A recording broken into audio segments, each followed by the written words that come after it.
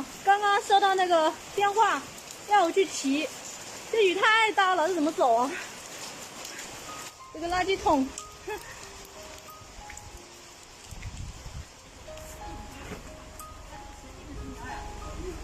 嗯，是不是那个沃尔玛到家的？啊？好像是。哎，不是的。他顺丰的。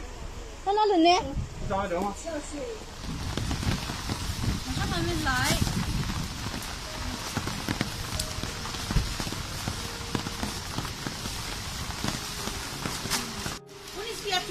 哎呦，我把电话给我挂了的。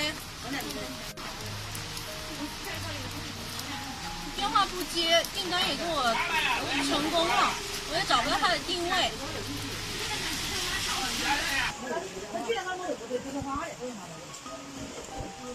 你看是不是说？是不是沃尔玛的？啊？是不是沃尔玛的？不是的。咋的？打电话。我现在已经跟他打7、8个电话了，我也跟那个沃尔玛的官方回复，跟他反馈了。现在电话还是打不通。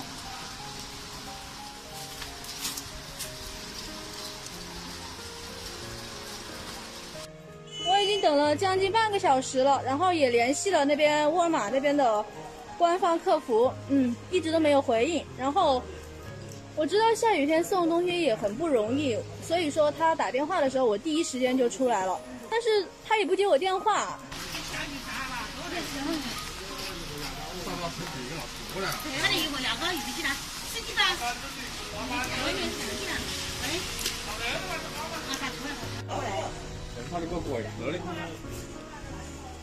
我去，这种角落谁找得到啊？这个，他也不说一声，打电话也打不通，在这里。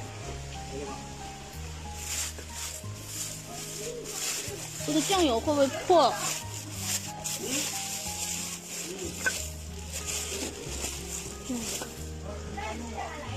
好吧。